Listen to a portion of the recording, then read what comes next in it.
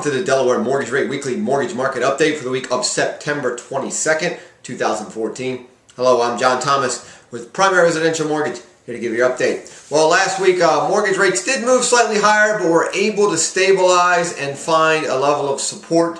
If you take a look at the bond chart on the screen, you can see the big arrow down showing that the short-term trend has been for mortgage bonds to sell off, which has moved interest rates higher.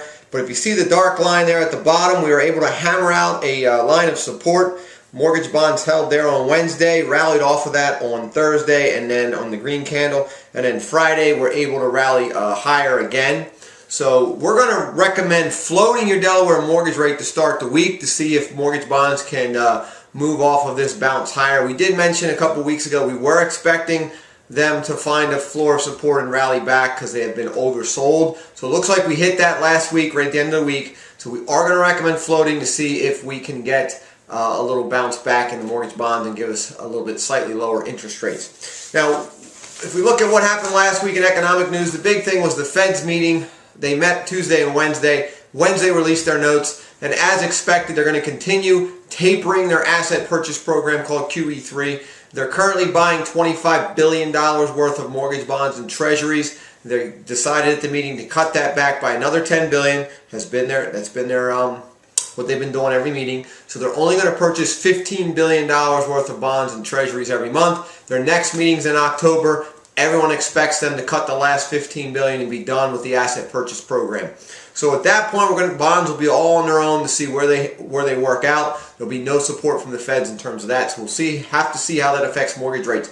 With them pulling back, if the stock market doesn't sell off, that could move interest rates higher. So in the short term, you can float, but long term, get under contract, lock in these low rates because the headwind is for mortgage rates to increase as we go to the end of the year. Last week we also saw weekly initial jobless claims come out on Thursday. That was a big shocker. Jobless claims dropped 36,000 claims to 280,000 claims for the week. That's a huge drop, much lower than the 305,000 claims expected, and that's the lowest claim since July 2014. So that is foreshadowing a strong September jobs report, which again, if that comes out good, that could be a bad sign for mortgage bonds. It could sell off and shoot mortgage rates higher, so we have to be mindful of that. We'll keep you updated on that. Last week we saw two reports on inflation. They came out very good. The first one we saw was the CPI, Consumer Price Index, measures inflation at the consumer level. That dropped from 2% down to 1.7%, so that was a good sign because inflation had been heating up beginning of the year. And then the PPI, the Producer Price Index, which measures inflation at the wholesale level, and this had been pretty hot. That actually came in good year over year at 1.8%. That's below the 2% that the Fed's target is. So great news on inflation. Inflation kicking in is an enemy of the bonds. So that's bad news for mortgage rates. So if it remains tame, that is good news. So we'll keep you updated on that as well. And then in housing news, the National Association of Home Builders released their housing market index for September 2014. It increased 4 points to 59 from 55 in August. That's the highest reading since November 2005. What this housing market index shows is that builders are very bullish, very strong on housing right now. They think they're going to have a good run the end of the year, good run 2015. That's what this index is showing.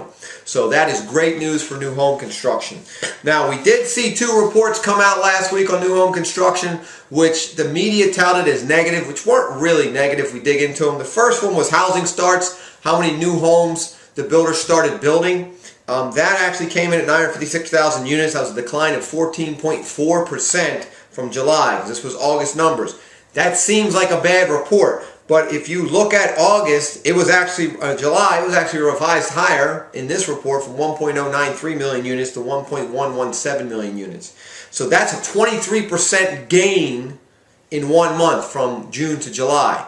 So no way we're going to hold that. So the 14% decline, if you look at the 2-month average from August and July, we're still up 4% on housing starts. So not that bad a report. It still shows new home construction is doing good. We're close to 1 million units. We're okay. And then building permits also came out last week, and that came in at 998,000 units. That was a decline of 5.6% from July. But again, July's figure was revised higher to 1.05, from 1.052 million units to 1.057 million units.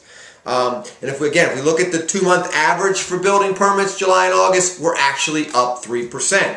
So even though the media made the reports look bad, they're not bad. New home construction is still trucking along. Home builders are still feeling very good about the market. So that was actually good news there, even though the media didn't spin it that way. And then some news out of Fannie Mae. Fannie Mae had a special loan product called the Home Path loan, which is for their properties they've repossessed and are now selling. You're able to buy these properties with this program with no mortgage insurance, no appraisal, some other features. Well, they announced that that program is ending. The Home Path and the Home Path renovation loan are ending October 6th, so you got to be under contract by October 6th. Now, in the blog, there's a link to a full article on the Home Path program, what you need to do, when it expires, when can you close, because you can still use it, but you don't have much time, so check the blog out for that. In the local news, the next first-time homebuyer seminar is in Dover, Delaware on Saturday, October 11th from 10 a.m. to noon at the Dover Holiday Inn. And then the next one in Newark is Saturday, October 18th, and that is from 10 a.m. to noon at the Christiana Hilton Hotel. You can register for either one of those events by giving us a call in the office, 302-703-0727, or register online, www.delawarehomebuyerSeminar.com. Look forward to seeing you guys next week.